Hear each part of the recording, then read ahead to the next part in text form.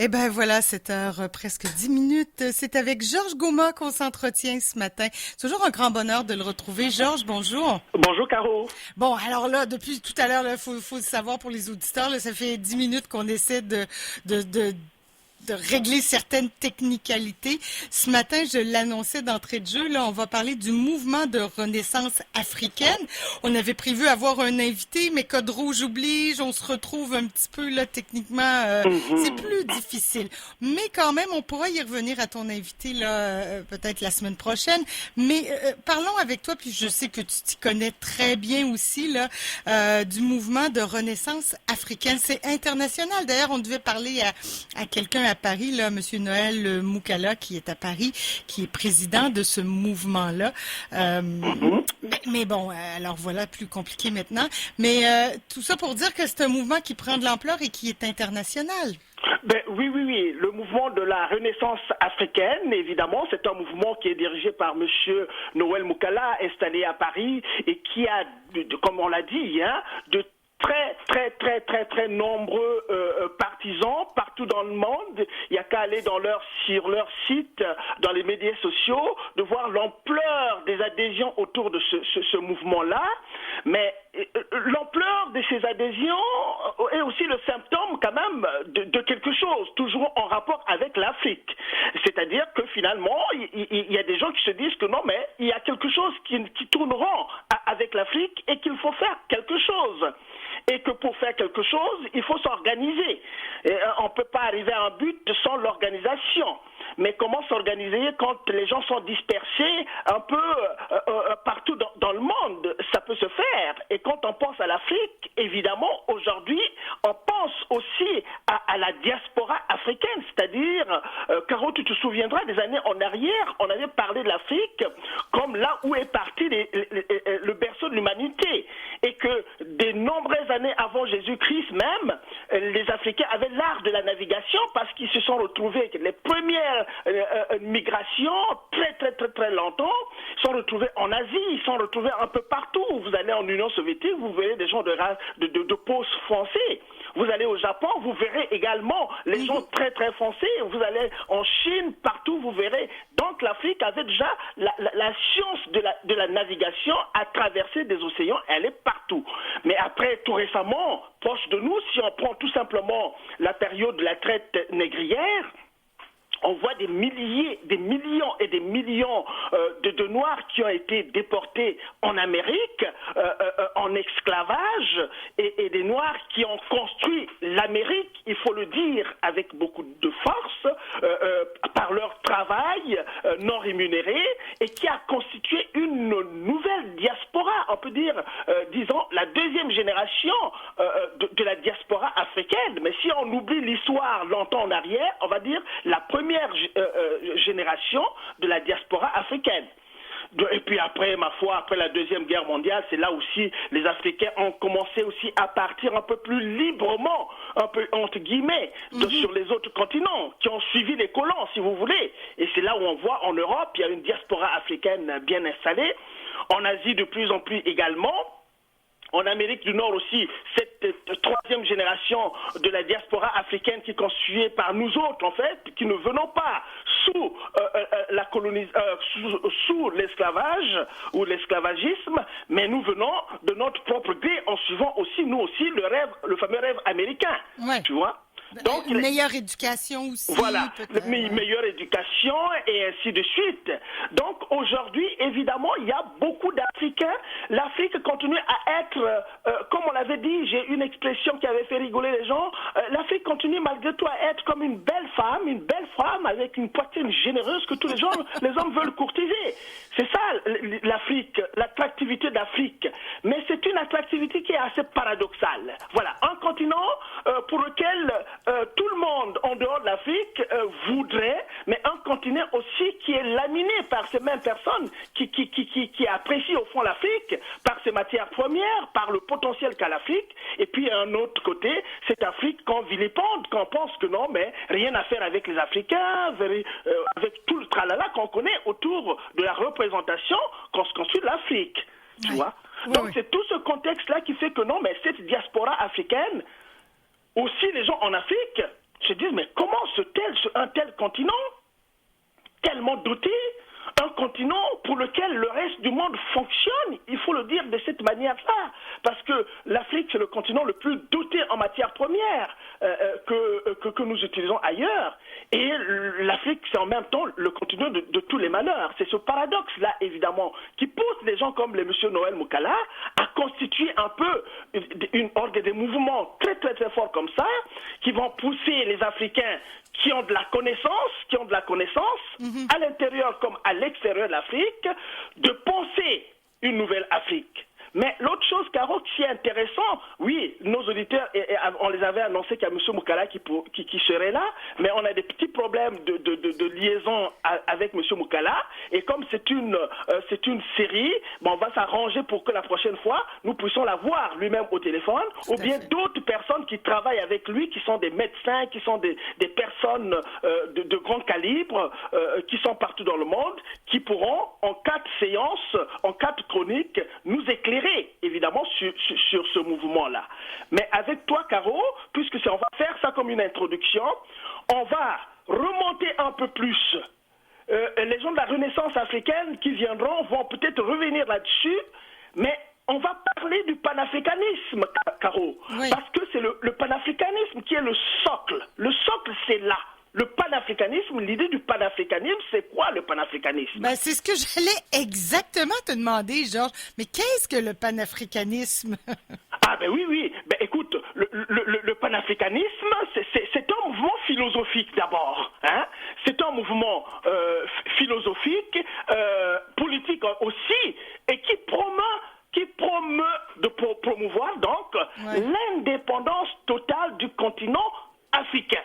Et qui encourage la pratique de la solidarité, car la solidarité entre les Africains, les Africaines et les personnes d'ascendance africaine qui sont dispersées partout dans le monde, comme on vient de le dire. Ouais. Où qu'ils soient dans le monde, peu importe leurs origines ethniques, leurs appartenances religieuses ou physiques. Ça n'a aucune sorte d'importance.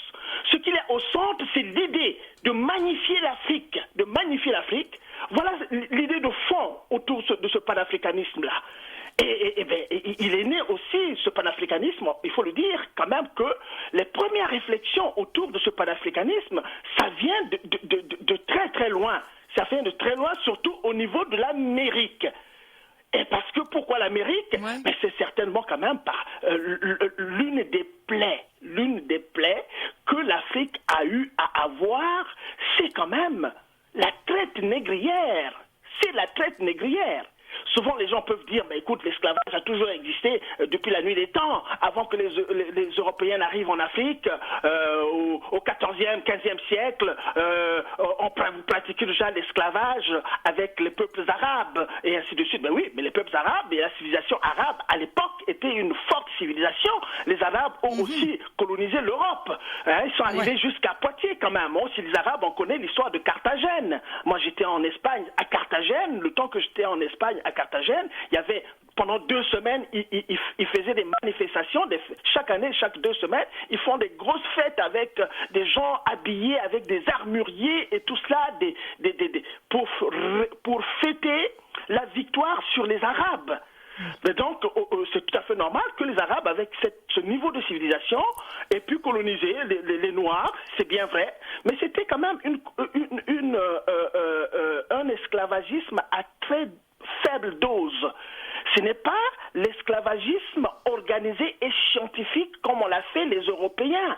À prendre des millions et des millions de Noirs, les emmener en Amérique pendant 4 siècles. 4 siècles, c'est 400 ans. C'est beaucoup.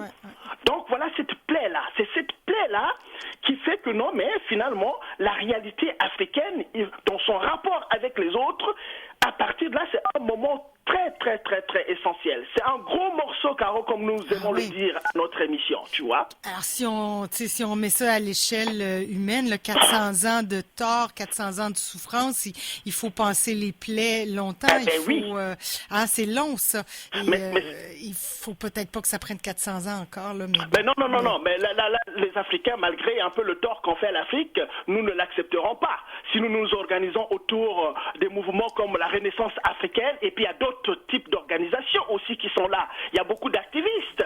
Je peux citer par exemple le jeune Simi Keba par exemple, qui est un activiste alors très virulent, qui est très virulent sur la toile. Kémy Séba, vous tapez Kémy Séba, vous allez avoir, n'est-ce pas, l'approche de ce jeune garçon qui doit avoir une trentaine d'années comme ça là, et qui est connu par tout le monde, qui adopte une posture vraiment radicale de la défense d'Afrique.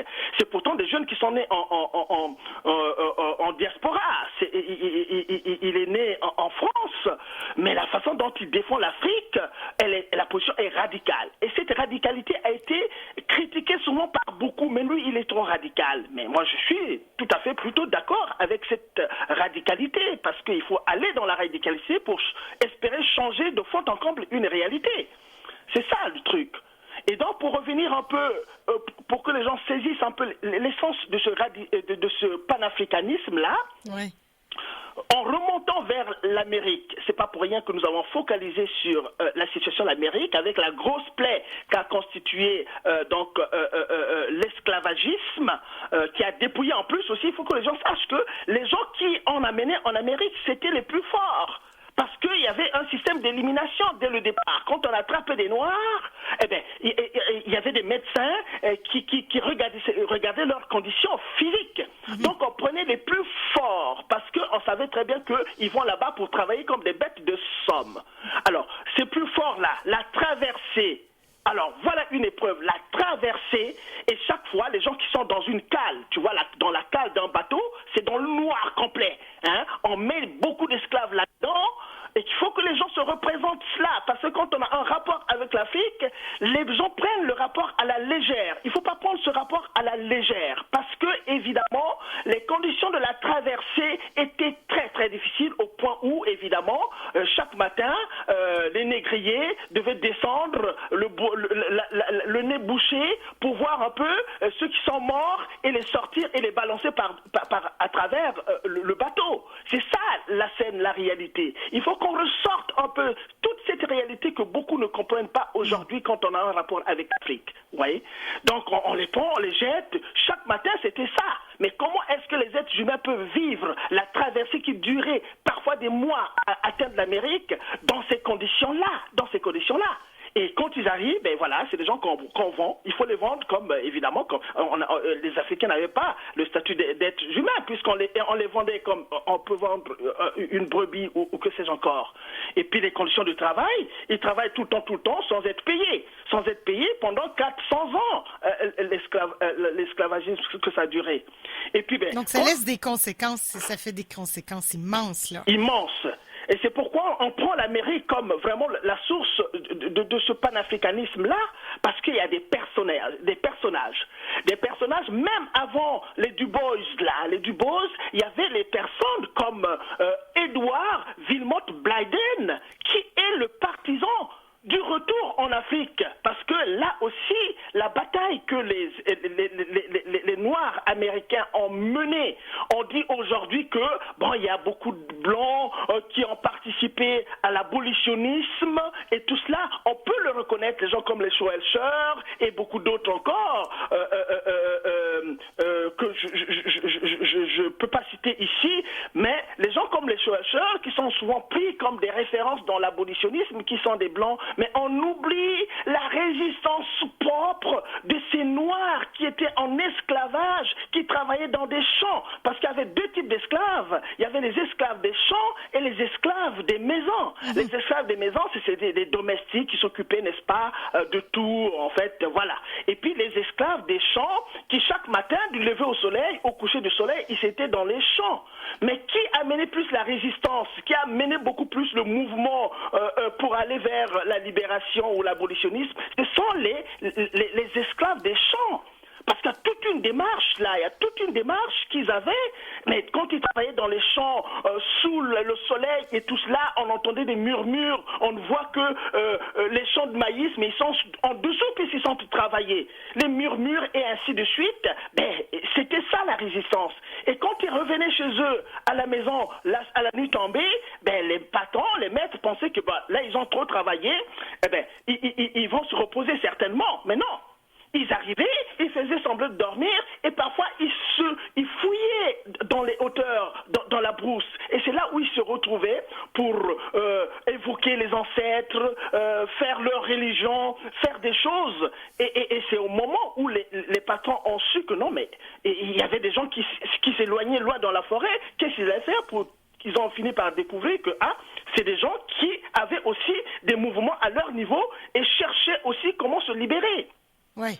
Parce que la culture, c'est essentiel, c'est vital et on peut sortir un Africain de son terrain, mais on peut pas sortir l'Afrique de l'Africain. Voilà, ça c'est une belle expression, Caro. Ça c'est une très très belle expression. Quelque sorte. Et ce mouvement de renaissance africaine, c'est un peu l'essence de tout ça, dans le fond. Ben oui, mais c'est-à-dire que voilà, le mouvement de renaissance africaine, on va mettre ça dans le frigo, on va simplement l'évoquer.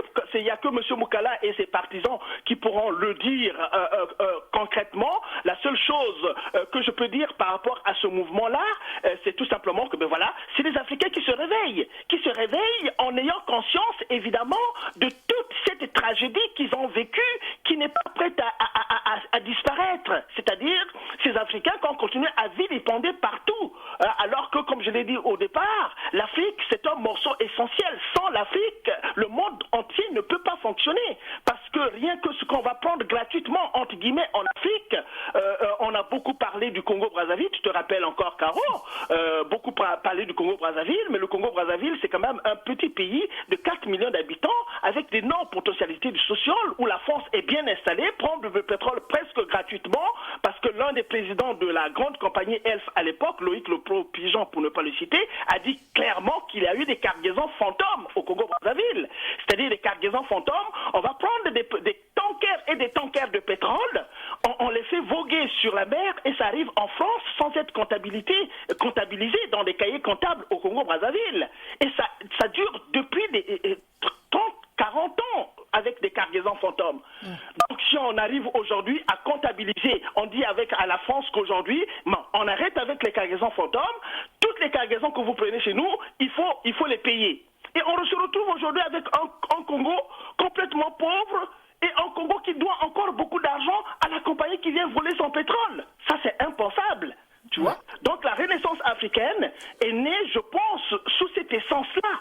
Pour qu'on dise aujourd'hui que basta, trop c'est trop. On a trop siphonné l'Afrique, on a trop volé l'Afrique, on a trop pillé l'Afrique. Si vous voulez que nous allions vers des rapports beaucoup plus meilleurs, de gagnant-gagnant, c'est cette philosophie qui est parlée un peu partout. Mais à ce moment-là, essayons d'établir des rapports beaucoup plus équitables. Ça va marcher comme ça, les uns et les autres, ça va marcher. Et vous allez régler le problème qui vous fait tellement mal, qui est l'immigration, puisque vous supportez mal que les Africains puissent venir dans vos pays alors que vous venez piller ces matières premières. Vous érigez les barrières pour l'immigration, vous érigez des forteresses pour que les Africains ne rentrent pas, mais érigez les mêmes frontières pour que le pétrole africain ne rentre pas. Exactement, érigez les mêmes frontières pour que l'uranium africain dont vous avez tellement besoin avec l'énergie nucléaire, avec l'industrie nucléaire, pour lequel l'Europe et l'Occident ne peuvent pas s'en passer, érigez également les barrières pour que l'uranium africain ne rentre pas chez vous,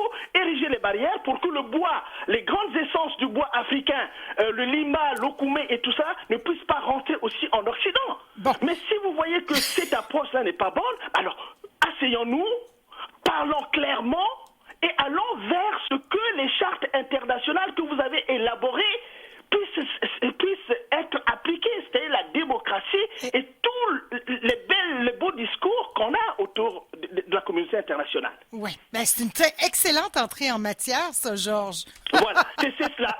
On part avec ça, puis on va faire 4 chroniques, enfin, on verra, puis si on a envie d'en faire plus, on se laisse libre de discuter du sujet qui est très vaste dans les prochaines semaines. Caro, c'est cela, Caro. Et puis, on essaiera de rejoindre ton invité qui semblait très, très intéressant, qui est président du mouvement, qui est en France. Monsieur Moukala est en France, mais c'est un mouvement qui est international, rappelons-le. Alors, il y a des gens en Haïti, aux États-Unis, bien sûr, au Canada et un peu partout.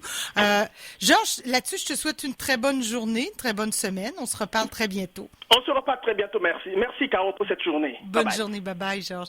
7h30 minutes, on poursuit. Une petite pause. Elle sera publicitaire, très important quand même. Et puis, on se retrouve tout de suite après.